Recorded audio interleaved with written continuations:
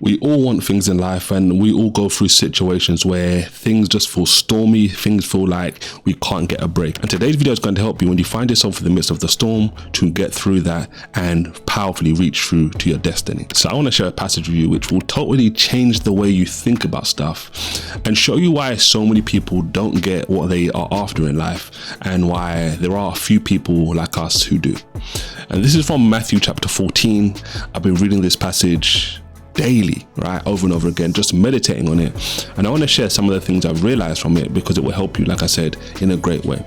So Matthew 14, this is verse 22. This is just after Jesus has fed the multitude, and it starts by saying, and straightway Jesus constrained his disciples to get into a ship and to go before him unto the other side, or he sent the multitudes away.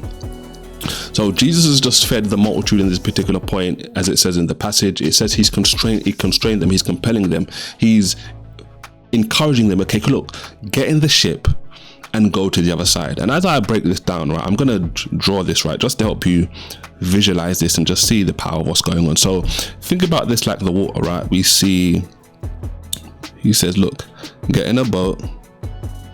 Well, let me even do that better, right? The boats looked more like this, right? He's like, get in a boat and go to the other side, right? So there's my not so good drawing of a boat, right? So he says, get in a boat and go to the other side. So Jesus is giving them a mission, right? And this is so relevant to us because we all have a mission in life, right? So go to the other side. Now, he's saying to them, go to the other side, and as you go to the other side, I'm going to send away these multitude of people, these thousands and thousands and thousands of people who have just witnessed this miracle. And then it continues, and when he had sent the multitude away, he went up into a mountain apart to pray. And when the evening was come, he was there alone. So he eventually sends the people away. Obviously, he sent the disciples away, he sent these multitudes away, and in that moment, he's now, let's just do it like this. I'll do it like this right in the background. This is a mountain that he's up, right? He's up in this mountain. And let's just do it like this, right? Jesus is here up in the mountain. He's praying, right? So think about this. This is so significant because in life, we're in different places, right? Sometimes it feels like Jesus is far away, right? And when you think about the setting so far of what's happening in this passage, the disciples are in one place, Jesus is in another place, so they're not together. So it continues, and it says, but the ship, verse 24, was now in the midst of the sea, tossed with waves, for the wind was contrary. So they were obviously believing, they'd obviously got in the ship. I'm not going to do all of them, but let's just say these are just the disciples, right? There's 12 of them. Imagine there's 12 of them, right? They are doing what he told them to. They're moving along. So it says they're in the middle of the sea. So at this point in time, they've moved over quite a bit of way, right? So now they're here in the middle. They've moved. And it says as they've gone to the middle, they're now in the middle of the sea, and the sea is being tossed back and forth with waves. Let's do like a hurricane, a wind, right? We've got a wind. The winds are roaring and raging, and that's causing water, right, to shoot up, water to splash, etc. And they're in the midst of just turmoil, right, etc. Now think about this. You've been given an assignment. We've all been given a journey to go on. And Jesus never promises that the journey is going to be rosy every second of the way. But what Jesus does promise, what God does promise us, is that if we are faithful, we will succeed. It's impossible for us to not succeed at the mission that God has laid out for us if we are obedient to him. But in the midst of our journey, we find ourselves in hardships, we find ourselves in trials, we find ourselves in tribulation. And what this passage showcases to us is so significant. So let's continue. So it says in verse 25, and in the fourth watch of the night, Jesus went unto them walking on the sea. So I want you to think about this, right? Up until this point, Jesus is in the mountain, up in the mountain, right up here. He's praying, and he can see the disciples as they're going through this journey step by step, and he can see the winds, he can see the sea roaring, he can see all of this. And then it says in the fourth watch of the night. So when you think about the fourth watch, what does that mean? So basically, if you think about it, like the Jews broke up their day into like 4 sections, and they broke up their night into 4 sections: the first watch, the second watch, the third watch, and the fourth watch. And for Israelites, going back to the Old Testament, their day started in the evening. So if you think about it, their day started with sunset. So sunset was about, let's just say for simplicity, about 6:30. So from 6:30 to 9 p.m. was the first watch of the night. From 9 p.m. to midnight was the second watch of the night. From midnight to 3 a.m. was the third watch of the night. And from 3 a.m. to 6 a.m. was the fourth watch of the night. So they're in the fourth watch of the night. This is typically between 3 a.m. and 6 a.m. This is what we'd call the darkest time, right before the sun starts to come and light becomes visible. It is dark. And obviously this is something which is happening to the disciples, but it's also something which we can so often relate to in so many different respects. Right before we see the light, right before we get that breakthrough, everything seems dark, everything seems gloomy, everything seems like, are we really going to do this? And I truly believe that's by design, because the enemy will do whatever he can to get you away from your destiny, to get you away from completing the mission. But most people that don't get there, most people that fail, make this mistake, which Jesus showcases to us in this particular passage. So it's the fourth watch of the night. Jesus comes down the mountain, right? And he begins walking on sea. So now Jesus is here walking on the sea.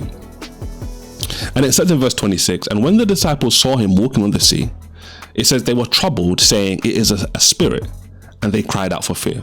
So if you think about it, like, they're fishermen, but they're in this difficult moment in life. They're afraid. They're obviously wondering, like, what's going on.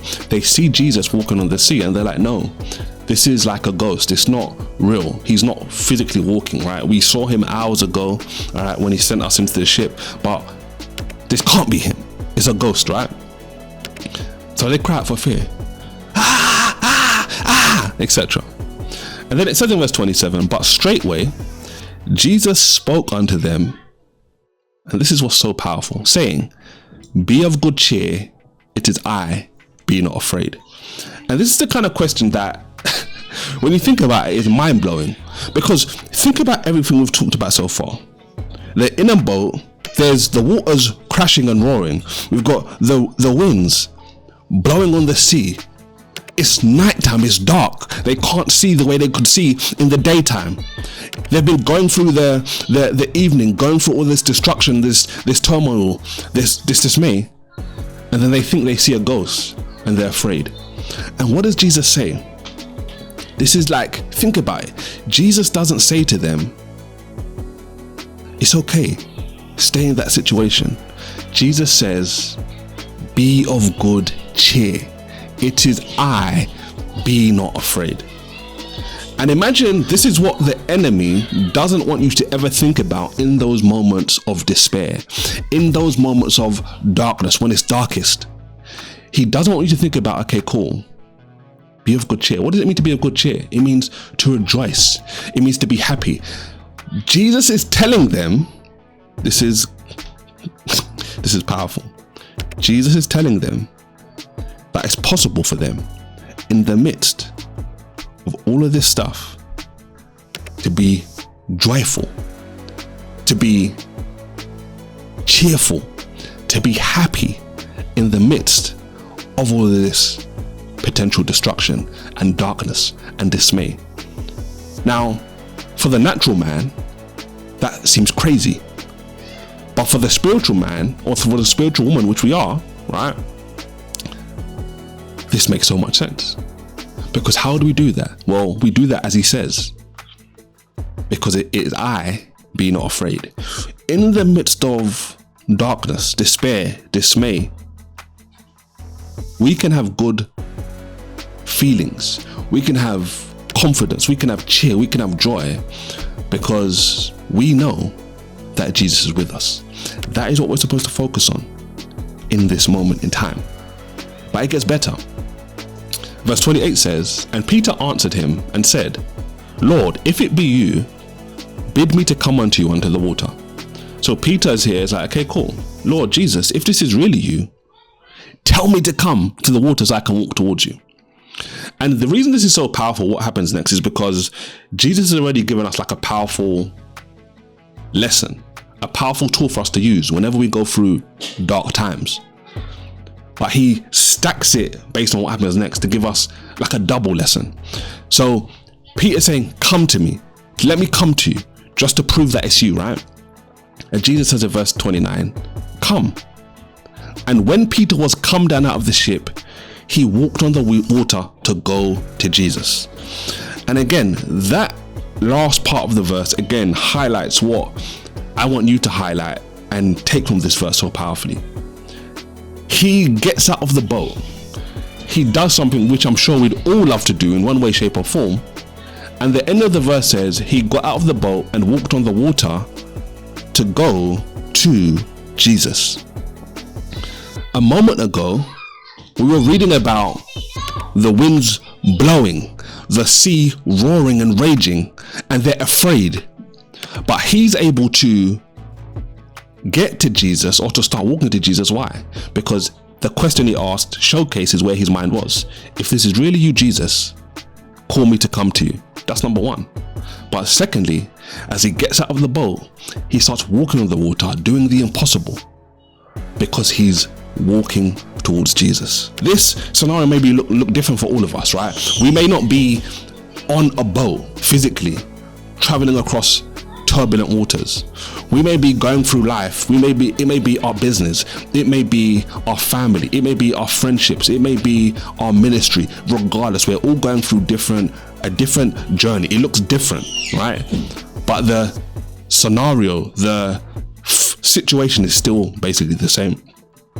He's walking on the water, going towards Jesus. His focus is all on Jesus. Now notice what it says as it continues. And as I'm even saying this, I'm realizing that, you know what, it's not even like a double lesson that Jesus gives here, it's a triple lesson. In verse 30 he says, but when he saw that the wind was boisterous, Peter that is, he was afraid and beginning to sink. He cried saying, Lord, save me. So he's in this scenario, Peter that is, he gets out of the boat, starts walking, and his focus is on Jesus, even though we just read previously he was afraid, right? Then as he gets out of the boat, he stops looking at Jesus and he starts looking at this, and he starts looking at this. He takes his gaze off Jesus and starts looking again at the elements, at the things which are happening, which are really just a distraction. And when he does that, he begins to sink. And what does Jesus say? In verse 31 it says, and immediately Jesus stretched forth his hand, gives him his hand, and caught him, and said unto him, O thou of little faith, why did you doubt? And when they were coming to the ship, the wind ceased. Then they that were in the ship came and worshipped him, saying, of a truth, you are the Son of God. The powerful thing about this is, when you think about what Jesus' responses were in this passage, they're in the midst of the storm, they're in the midst of the darkness, and Jesus says, be of good cheer, it is I, don't be afraid. And when Peter finds himself taking his eye off Jesus and focusing on the turbulence, focusing on all of this different stuff, Jesus says, you have little faith. Why did you doubt? The reason that Peter doubted, the reason we may doubt in these different times in life, is because our focus isn't on him. Our focus is on the thing which is happening in life, which, like, inadvertently, by us focusing on those things and being afraid and focusing on the darkness, we are showcasing that we don't have faith. Because if we did have faith, we would look at those things and be like, you know what, this little thing is little in comparison to the one that is on my side. And that is what Jesus wanted them to believe. That's one of the powerful lessons we can take from this passage. And I hope that you begin to use this in your life going forward. Whenever you find yourself in the next dark time, don't focus on the wind that's roaring. Don't focus on the sea that's raging.